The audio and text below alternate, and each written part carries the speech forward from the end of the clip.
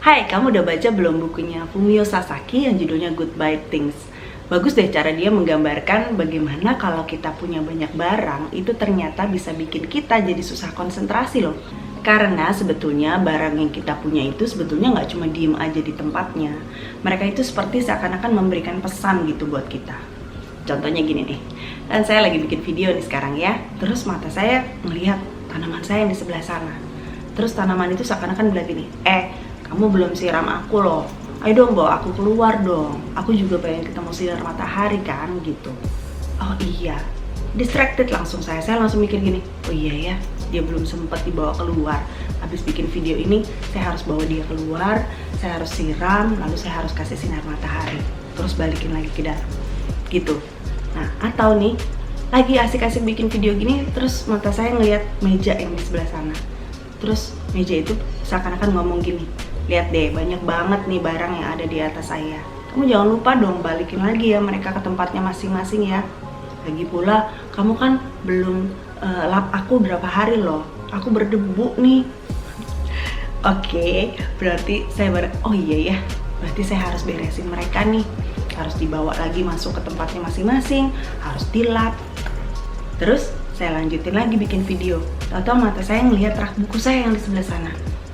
Terus kok ada buku yang masih diplastikin ya? Terus saya mulai mikir dong, si buku itu seakan-akan ngomong gini, saya masih di plastik loh, kamu kapan mau baca saya gitu kan? Aduh, saya mulai distracted lagi. Aduh, oh iya, akhirnya saya jadi berdiri, terus ngeliatin buku itu, lihat dulu, kapan ya saya mau baca buku ini?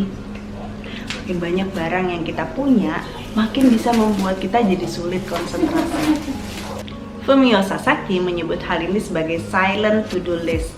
Semakin banyak barang yang kita punya, semakin banyak juga silent to-do list yang harus kita lakukan. Semakin banyak silent to-do list yang terus-menerus mengganggu konsentrasi kita, gitu, ya kan? Dan anehnya nih, kalau semakin banyak silent to-do listnya, kita juga jadi semakin males. Karena kita mikir gini, aduh, mesti siram tanaman, mesti beresin meja, mesti lipat baju, mesti cuci piring, mesti cuci baju. Aduh, banyak banget sih yang mesti dikerjain.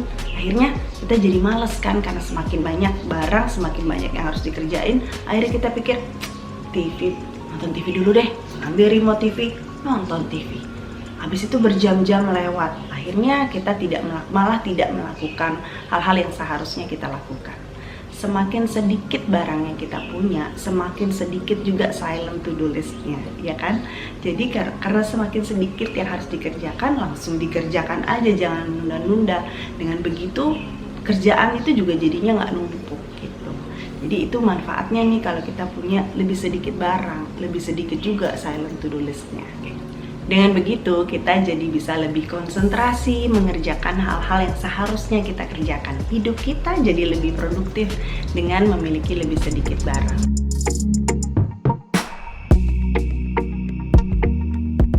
Apa aja sebetulnya tandanya bahwa barang kita itu banyak? Tanda yang pertama, lemari atau laci yang susah ditutup. Pernah mengalami ini gak? Karena banyak banget barang yang kita punya, itu supaya muat laci atau lemari kita harus jejelin barang-barang kita sampai harus tipis banget gitu, baru kemudian kita coba tutup. Ternyata udah dicoba tutup, susah juga ditutup. Yang kedua, perlu waktu lama untuk pilih baju. Biasanya kita tuh di depan lemari liatin pakaian yang ada. Karena pilihannya banyak, kita jadi lama tuh buang-buang waktu. Mau pakai yang mana, yang ini apa yang itu, cocoknya pakai celana ini apa celana itu gitu kan. Nah itu kita buang-buang waktu tuh di depan. Udah gitu, udah kita coba dulu, kita ngaca dulu gitu. Terus terang nih, saya dulu suka begitu. Ngaca dulu gitu kayak, gak cocok, coba lagi yang ini gitu. Coba lagi yang itu, udah disetrika, ganti baju lagi. Itu artinya kita itu udah terlalu banyak pilihan. Jadi gimana ya, karena banyak barang, karena banyak baju yang kita punya, kita jadi buang-buang waktu gitu untuk nyari baju. Yang ketiga, bingung mau ditaruh di mana lagi. Waktu kita pulang bawa barang baru, kita bingung mau taruh di mana lagi gitu, karena tempat penyimpanannya udah penuh. Akhirnya taruh di bawah tempat tidur aja deh. Nah, itu tandanya tuh kamu udah punya terlalu banyak barang, itu salah satunya ya. Jadi kalau bisa sih kita usahakan aja barang yang kita punya itu sesuai dengan tempat penyimpanan kita. Yang keempat, stres saat waktunya beres-beres. Karena terlalu banyak barang yang kita punya, akhirnya pada saat waktu weekend seperti saat ini nih, kita waktunya beres-beres, aduh udah stres deh, males deh lihat begitu banyak barang yang harus diberesin gitu. Kayak saya kan nggak punya asisten rumah tangga, jadi kalau misalnya weekend barang terlalu banyak, aduh gak ada kesempatan untuk santai-santai sama keluarga karena banyak banget yang harus diurusin. Yang kelima, panik saat tamu mau datang. Karena barang yang kamu punya terlalu banyak, akhirnya rumah jadi gampang berantakan. Nah, karena gampang berantakan, begitu dengar ada tamu dadakan mau datang, waduh panik deh tuh. Aduh beresin. Karena barang ada di mana-mana. Berikutnya, beli tempat penyimpanan baru karena tempat penyimpanan yang lama udah nggak muat. Kayak saya nih, keluarga saya itu kan suka banget sepatu. Jadi, rak sepatu yang ada ternyata nggak cukup. Akhirnya kita beli rak sepatu yang lain lagi gitu kan. Nah abis itu ternyata rak sepatu yang kedua pun udah nggak cukup lagi. Akhirnya kita taruh di box-boxnya ditaruh di atas rak sepatu gitu. Udah nggak estetik lah pokoknya, berantakan gitu. Tapi sekarang udah nggak lagi dong. Sekarang semua sepatu-sepatu yang nggak dipakai kita udah donasikan. Jadi hanya yang benar-benar dipakai yang disimpan gitu. Tanda berikutnya, kamu suka ubah-ubah dekorasi rumah supaya rumah kelihatan lebih luas. Padahal sebenarnya barangnya aja yang terlalu banyak. Nah, mau pindahin kursi ke sebelah sini atau meja pindahin ke sebelah sana supaya kelihatan luas, ya susah juga kalau barangnya memang banyak gitu. Rumah tetap aja kelihatan sempit, kelihatan sesak gitu kan. Nah, lebih baik kurang-kurangin aja barang-barangnya. Jadi rumah jadi kelihatan lebih lega. Yang kedelapan, kamu suka beli barang yang sedang sale. Iyalah barang kamu jadi banyak banget karena kamu FOMO, fear of missing out, takut ketinggalan. Wah nanti kalau nggak beli pada saat lagi sale, sayang dong. Padahal sebetulnya barang itu kamu nggak butuh-butuh banget. Perlunya cuma satu, jadi punya dua gitu kan. Ngapain jadi penuh-penuhin rumah? Tanda yang ke-9, kamu punya banyak barang kali aja kapan-kapan, just in case items. Barang-barang yang kamu beli dengan pikiran bahwa ya kali aja kapan-kapan perlu gitu kan. Tapi akhirnya barang-barang yang seperti ini itu akhirnya memenuhi tempat penyimpanan kamu. Padahal sebetulnya kali aja kapan-kapan itu nggak pernah datang-datang juga, barang itu toh nggak dipakai-pakai juga. Tanda yang ke-10, cucian nggak kelar-kelar. Karena kamu punya banyak baju, akhirnya kamu pikir, aduh nyucinya nanti aja deh, pakai baju yang ada aja lagi dulu gitu kan. Akhirnya begitu kamu sadar, begitu lihat cucian, banyak banget sih nih cucian nggak kelar-kelar gitu ya. Iya, karena kamu balik pakai baju yang lain lagi, sama nih kayak misalnya piring, gelas juga gitu. Masih ada lah piring yang bersih, masih ada lah gelas yang bersih. Akhirnya wastafel jadi penuh sama cucian. Jadi kalau memang kamu lihat nih cucian kamu nggak kelar-kelar, mungkin baju kamu kebanyakan, mungkin piring gelas kamu kebanyakan.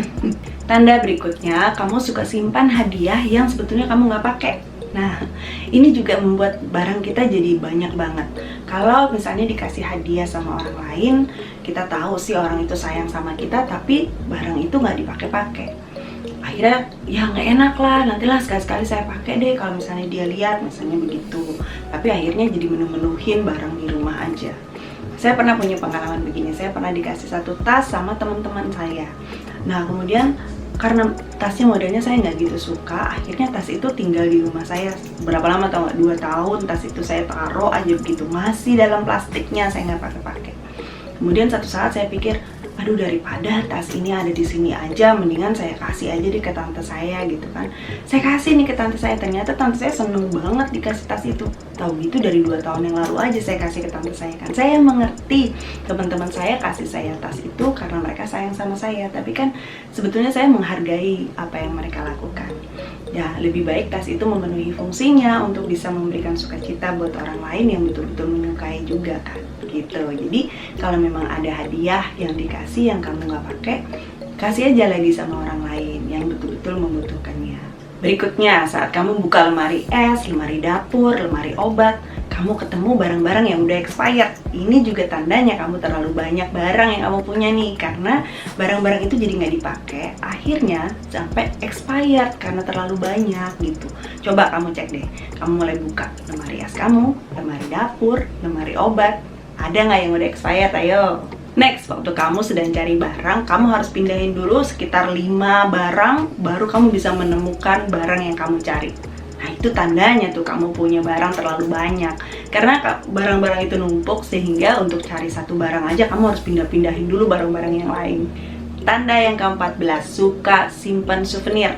Kalau kita datang ke acara pernikahan atau acara ulang tahun kan suka ada souvenir yang dibagikan ya.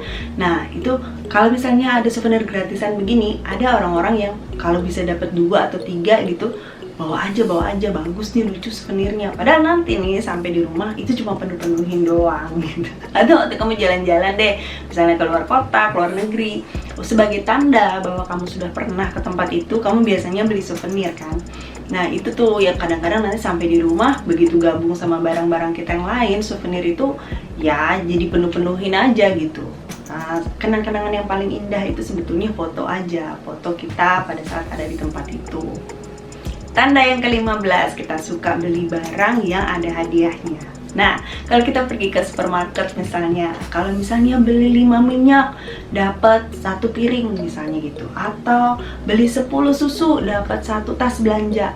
Demi si piring sama tas belanja itu kita beli barangnya jadi banyak banget. Padahal sebetulnya kita cuma perlu 2 liter minyak, atau kita sebetulnya perlunya cuma 3 susu gitu ya. Tapi karena ada hadiahnya, dede sekalian gitu biar dapat hadiahnya. Aduh penjualnya demen deh kalau kayak gitu. Cuman kan itu membuat jadi persediaan kita di rumah jadi banyak banget gitu. Dan kita mesti ingat kalau seandainya persediaan yang banyak gitu biasanya kita jadi boros. Jadi harus hati-hati juga sih gitu untuk kalau seandainya kita nimbun barang hanya untuk dapat hadiahnya aja. Jadi dari 15 tanda yang saya ceritain tadi, kira-kira kamu relate sama yang mana? Apakah benar kamu punya terlalu banyak barang atau enggak sih? Kita lanjutin ngobrol di kolom komen di bawah ya. Kira-kira tanda yang mana sih yang kamu paling relate gitu ya?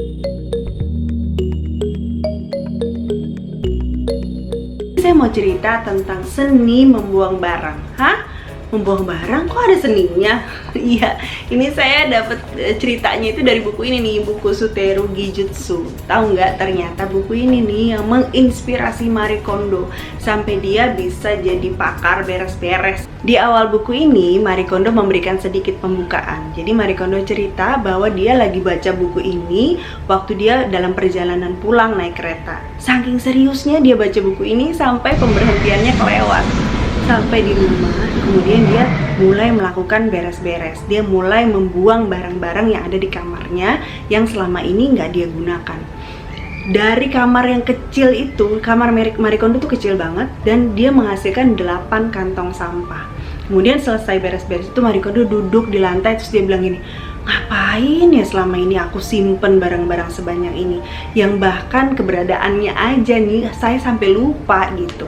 Jadi dia sangat terinspirasi banget sama buku ini, Suteru Gijutsu, karyanya Nagisa Tatsumi. Menurut Nagisa Tatsumi ini, semua orang sebetulnya udah punya terlalu banyak barang. Udah punya banyak barang pun masih juga beli-beli. Sampai akhirnya di rumah itu mau bergerak aja udah susah. Di Jepang itu ada istilah motanai. Motanai itu artinya pantang mubazir. Jadi mereka itu nggak mau buang barang mereka. Walaupun sudah kehilangan fungsinya sekalipun, barang itu masih digunakan untuk fungsi yang lain. Perasaan pantang mubazir ini yang bikin kita jadi punya sifat penyayang banget sama barang-barang kita. Kita nggak mau buang, bahkan sampai kita lupa ada barang itu pun kita nggak tahu tuh ada barang-barang yang harusnya kita buang. Kayak ada rasa bersalah gitu kalau kita mau buang barang. Intinya dalam buku ini Nagisa Tatsumi membagi jadi 3 bab ya. Yang pertama 10 cara untuk menguasai seni membuang. Yang kedua 10 strategi membuang. Dan yang ketiga bagaimana kita bisa membuang dengan hati yang tenang. Saya nggak akan bahas secara detail tentang 3 bab ini karena menurut saya sih ada banyak pengulangan juga di dalam buku ini ya. Tatsumi itu memberikan contoh-contoh praktis lah tentang beberapa hal yang diulang-ulang istilahnya. Tapi saya akan kasih 3 poin penting yang saya dapatkan dari buku ini. Yang pertama, cara terbaik untuk menghargai barang adalah dengan menggunakannya. Untuk apa kita beli kalau kita nggak gunakan? Mungkin waktu itu kita beli, kita pikir waktu itu kan lagi diskon, sayang banget kan kalau nggak dibeli, ya beli aja lah. Gitu, sampai di rumah nggak dipakai-pakai, ditaruh aja gitu. Mau dibuang kayak gitu ya enggak juga, didiemin aja gitu, disimpan aja, dipakai enggak, ditaruh doang, ya ngapain? Atau pulang dari acara pernikahan misalnya, dapat souvenir mug. Kita tahu sih di rumah tuh mug udah banyak banget. Tapi nggak apa-apa lah, bawa pulang aja. Sampai di rumah, muknya ya ditaruh aja, ditumpuk bersama teman-temannya yang lain. Banyak banget muk, tapi nggak dipakai-pakai, cuman ditaruh aja gitu di lemari. Atau misalnya baru beli barang baru, TV lah misalnya, TV. Udah beli TV baru, TV lamanya mau diapain ya? Simpen aja dulu lah, nanti barangkali ada yang mau. Simpen, udah bertahun-tahun tuh TV di situ aja.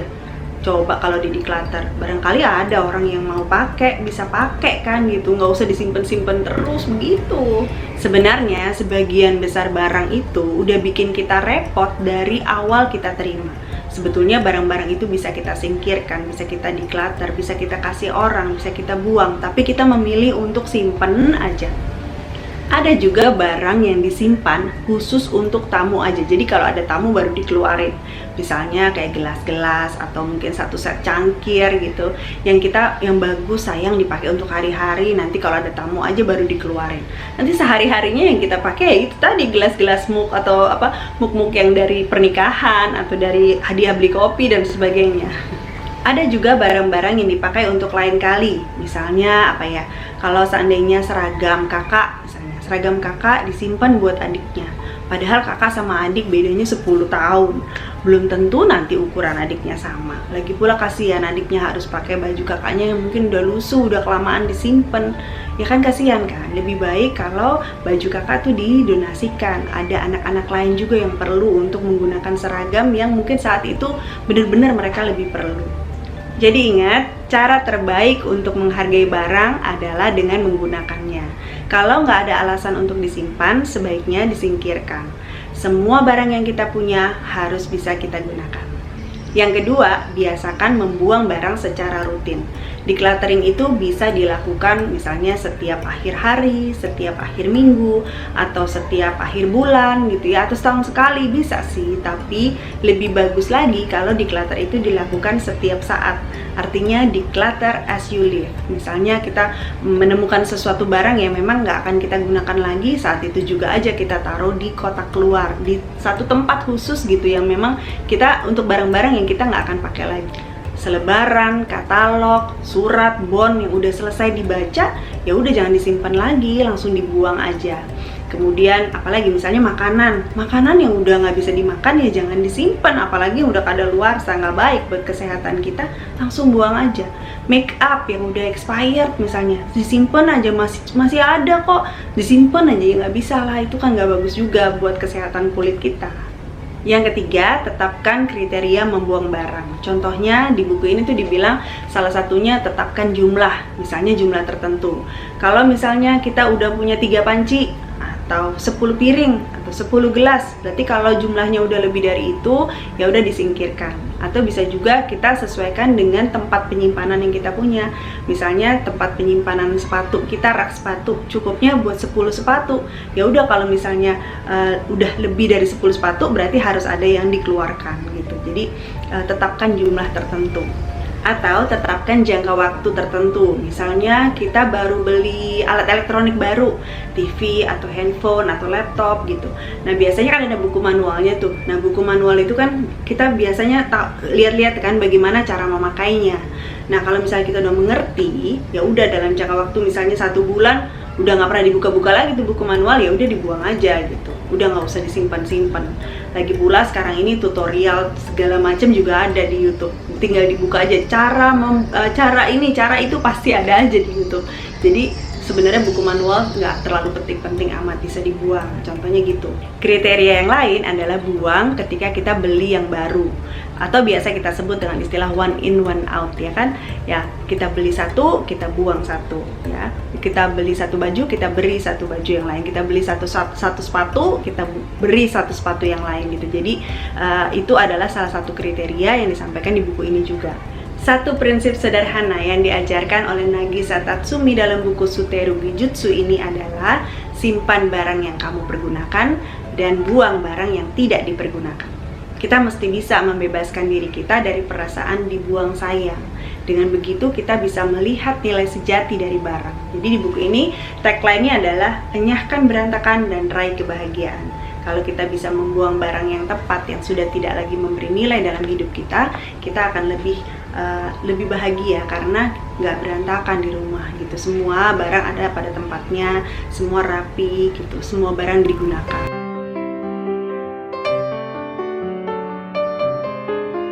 Kamu tahu nggak, ternyata beres-beres atau berbenah atau yang biasa kita kenal dengan istilah decluttering itu ternyata bisa mengubah hidup seseorang. Ah, kok bisa sih? Gimana caranya bisa mengubah seseorang gara-gara beres-beres aja? Jadi itu yang diceritakan sama Marie Kondo dalam bukunya The Life Changing Magic of Tidying Up. Seni beres-beres dan metode merapikan ala Jepang. Tahu gak nih, buku ini udah terjual 5 juta kopi di seluruh dunia. Jadi pasti bermanfaat banget. Jadi Marie Kondo tuh gak suka lihat rumah berantakan. Hobinya beres-beres. Dari usia 5 tahun, hobinya udah beres-beres. Bayangin ya, anak usia 5 tahun kan biasanya hobinya main. Kalau si Marie Kondo hobinya beres-beres, bisa kebayang kan? Kalau di buku ini dibilang bahwa kebanyakan orang tuh sebetulnya punya sifat dasar males kalau urusannya dengan beres-beres. Tapi kalau si Marie Kondo ini udah dasarnya memang doyan beres-beres gitu. Marie Kondo dulu suka buat tempat-tempat penyimpanan untuk menyimpan barang-barang dia. Tapi dia bingung, kenapa aku masih tetap berantakan? Udah diberesin berantakan lagi gitu. Lalu kemudian dia baca satu buku, di buku ini nih. Judulnya Suterugi Jutsu, Seni Membuang Barang. Nah, dari buku ini dia baru menyadari, oh pantesan kenapa ya selalu berantakan lagi karena semua barang disimpan, gak ada yang dibuang. Dari situ Marie Kondo baru mulai metode memilah-milah. Dia mulai melakukan decluttering, barang mana yang harus dia simpan, barang mana yang harus dia buang. Menurut Marie Kondo, penyebab utama dari kegagalan kita mempertahankan kerapian adalah karena kita terlalu banyak menyimpan. Menyimpan itu sebetulnya adalah istilah yang menjebak. Kenapa? Karena ternyata menyimpan itu bisa mengarah ke menimbun. Orang yang susah menjaga kerapian dibagi menjadi 3 tipe. Tipe yang pertama, tipe yang susah membuang. Tipe yang kedua, tipe yang lalai mengembalikan. Dan tipe yang ketiga adalah kombinasi dari kedua itu. Jadi solusinya apa dong? Solusi yang pertama menurut Marie Kondo adalah jangan ragu untuk menyingkirkan barang kalau memang barang itu sudah tidak lagi memberikan nilai. Yang kedua, semua barang harus ada rumahnya. Jadi kembalikan lagi barang yang sudah selesai digunakan ke rumahnya. Dalam buku ini Marie Kondo kemudian sharing beberapa tips yang berkaitan dengan decluttering. Saya rangkum aja jadi 5 tips ya. Tips yang pertama, waktu bebenah yang paling baik adalah pagi-pagi banget. Kenapa pagi-pagi banget? Karena udara segar itu bisa membuat pikiran kita jadi lebih jernih, pikiran kita jadi lebih tajam untuk bisa membedakan yang mana yang mau kita simpan, yang mana yang mau kita buang. Tips yang kedua, pada saat kita melakukan decluttering, jangan biarkan anggota keluarga kita yang lain lihat. Lah, kenapa nggak boleh? Iya, karena ternyata katanya si Marie Kondo ini, kalau ada anggota keluarga lain yang lihat, biasanya anggota keluarga lain itu bisa ikut nyimpenin barang-barang kita lagi. Biasanya orang tua tuh yang suka begitu. Kalau misalnya kita mau singkirkan satu barang, lalu dia bilang gini, aduh janganlah sayang nih, simpen aja deh gitu. Nanti akhirnya jadinya nggak kebuang barang-barangnya karena sama orang lain disimpan lagi gitu. Jadi menurut si Marie Kondo, jangan biarkan anggota keluarga lain lihat pada saat kita sedang membereskan barang-barang kita sendiri. Tips yang ketiga, berikan teladan untuk anggota keluarga yang lain. Jadi barang-barang yang punya kita bereskan sendiri. Tapi barang-barang yang punya anggota keluarga yang lain jangan ikut-ikut kita decluttering juga. Karena kita nggak tahu barang mana yang penting buat mereka, mana yang enggak. Mungkin ada barang-barang mereka yang menurut kita nggak penting, terus kita buang-buangin gitu. Padahal menurut mereka penting, nggak boleh kita main buang-buangin begitu aja. Karena nanti jadi ribut, nggak bisa begitu caranya. Mendingan kita berikan teladan aja.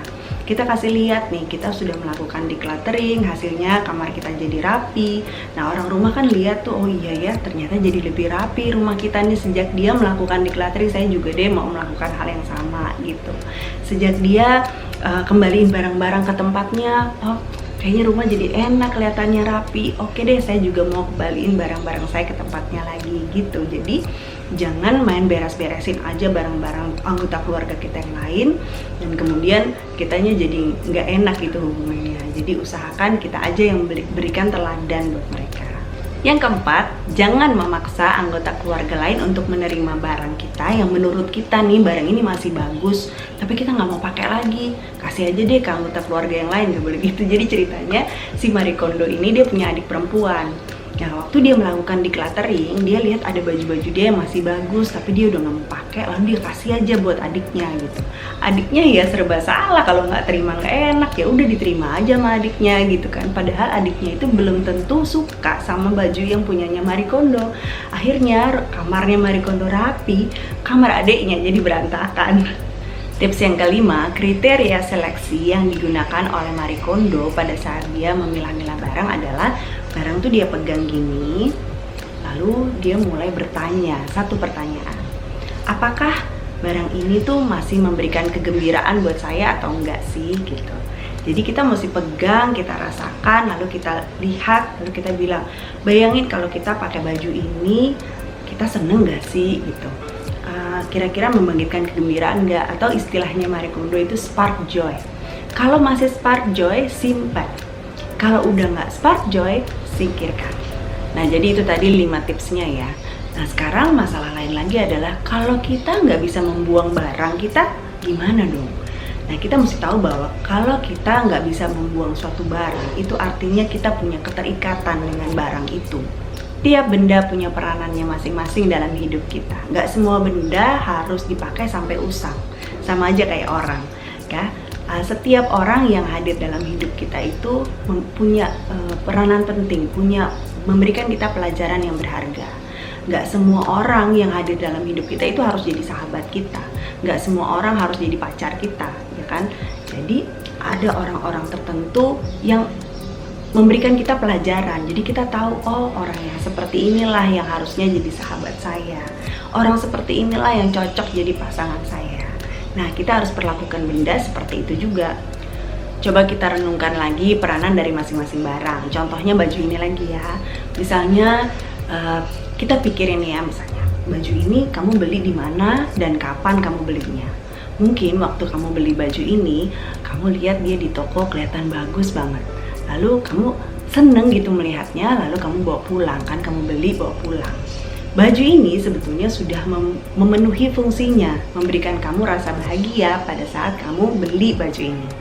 Dan kemudian begitu sampai di rumah, kalau memang baju ini memberikan kebahagiaan, kenapa nggak dipakai gitu? Nah, kemudian pikir lagi, oh ternyata baju ini mengajarkan saya bahwa saya ini sebenarnya nggak cocok pakai baju model begini gitu. Nah, kalau memang sudah tahu nih, dia udah memenuhi tugasnya dia, udah memenuhi fungsinya dia untuk mengajarkan kita bahwa kita tuh nggak cocok pakai baju jenis model seperti ini gitu. Karena itu saatnya kita sudah harus melepaskan baju ini dengan penuh rasa terima kasih. Jadi Marie Kondo itu mengajarkan kita harus bilang terima kasih sama baju yang sudah selesai kita gunakan, sudah selesai nih, kita udah nggak mau pakai lagi. Karena gini. Jadi misalnya nih kita bilang sama baju ini, terima kasih ya udah mengajarkan saya bahwa saya itu sebetulnya nggak cocok pakai baju model seperti kamu gitu. Udah, kemudian direlakan. Ya. Jadi sebenarnya kalau baju punya perasaan nih, kalau barang punya perasaan, dia pasti sebel dong didiemin aja, ditaruh aja di lemari terus gitu. Dia pasti akan seneng kalau dipakai. Nah, lebih baik kita lepaskan, kita ikhlaskan dia untuk dipakai sama orang lain. Jadi pemilik yang baru bisa menggunakan dia dengan baik. Pertanyaan berikutnya nih, berapa sih sebenarnya jumlah barang yang pas untuk kita miliki? Dengan melakukan kegiatan decluttering atau bebenah ini, kita jadi tahu sebetulnya sampai dengan jumlah yang mana sih, jumlah berapa, kita betul-betul sebetulnya udah merasakan apa arti kata cukup gitu. Jadi kita itu bisa melihat bahwa kita bisa bilang sama diri kita sendiri, nih kita bilang gini, oh ternyata ya saya cuma perlu segini loh untuk bisa merasa nyaman. Oh ternyata saya nggak perlu lebih banyak lagi untuk bisa bahagia, segini aja udah cukup. Nah ini yang disebut sama Marie Kondo sebagai titik pas. Nah titik pasnya setiap orang itu beda-beda. Titik pasnya kamu sama saya beda. Jadi setiap orang itu jumlah yang dibutuhkan itu beda-beda. Jangan ikutin metodenya orang lain. Ada orang-orang yang punya aturan-aturan tertentu, kayak misalnya baju jumlahnya harus 33, sepatu jumlahnya harus 10, piring jumlahnya harus 4. Kalau kita mengikuti metodenya orang lain, itu biasanya dampaknya nggak akan tahan lama. Karena cuman kamu sama saya yang tahu, kita nih masing-masing punya jumlah titik pasnya itu berapa gitu. Jadi jangan ikutin metodenya orang lain, kita yang tetapkan sendiri jumlah cukupnya kita seberapa. Tidak berlebihan, tapi cukup. Nah, sekarang buat pertanyaan yang penting nih. Bagaimana sih sebetulnya beberes atau decluttering ini bisa mengubahkan hidup seseorang seperti janjinya Marie Kondo di buku ini kan? Yang dia bilang life changing magic of tidying up. Dimana tuh letak keajaibannya? Jadi, kemarin itu karena saya mau bikin video ini, saya nonton dulu video di Netflix tentang si Marie Kondo. Ceritanya Marie Kondo ini, dia itu ternyata seorang konsultan untuk beres-beres. Ada sepasang suami istri dengan 2 anak balita yang tinggal di rumah yang berantakan banget. Biasa kan keluarga muda gitu ya, karena anak-anak masih kecil dia berantakan. Istrinya di rumah aja urus rumah tangga sementara suaminya bekerja. Jadi si istri tuh kadang-kadang udah capek banget ngurusin anak-anak dan rumah tangganya. Dan suami pulang, suami juga mau istirahat karena capek juga di kantor. Tapi suami akhirnya harus bantuin lagi istrinya. Si istri bilang, lu kan dari tadi kerja, ayo dong bantuin aku juga di rumah, gitu kan biasa ya konflik rumah tangga. Akhirnya karena mereka udah kecapean banget dengan urusan rumah yang berantakan ini, mereka panggil konsultan beres-beres si Marie Kondo. Marie Kondo datang, lalu lihat kondisi rumahnya mereka. Kemudian Marie Kondo kasih tips-tips yang tadi. Setelah itu mereka harus mulai nih untuk bisa melakukan apa yang dikasih tahu sama Marie Kondo. Mulai dari lemari pakaian semuanya mesti dikeluarin semua. Begitu pakaian yang dikeluarin, si istri sama suami ini kaget, ternyata mereka punya pakaian banyak banget. Ada pakaian-pakaian yang udah lama banget mereka nggak lihat, ada yang waduh banyak banget yang udah nggak dipakai gitu. Mereka kaget dan malu sendiri jadinya. Kemudian si Marie Kondo bilang, ayo sekarang pisah-pisahin dengan cara yaitu tadi, dengan diangkat, dilihat, lalu apakah ini spark joy apa enggak, lalu dipisahkan yang mana yang harus dipisahkan, yang harus dibuang, yang mana yang harus disimpan gitu.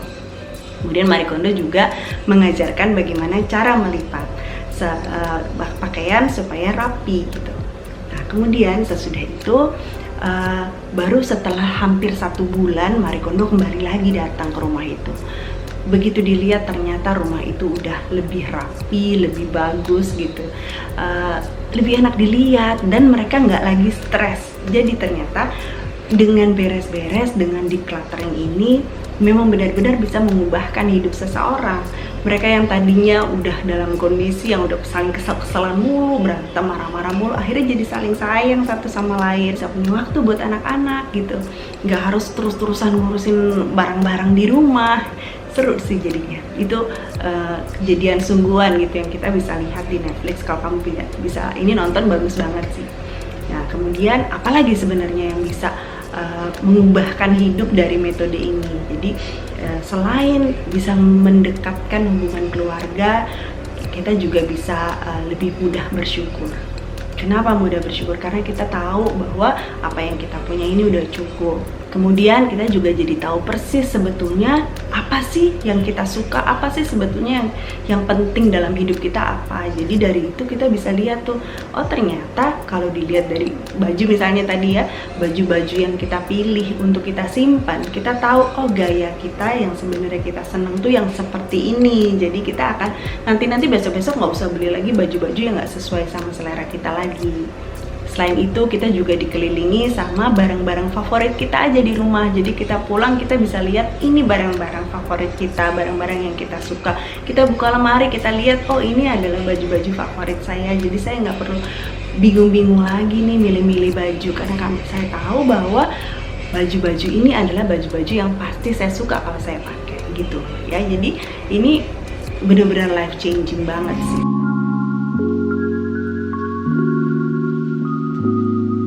Yang pertama, rumah jadi rapi dan bersih.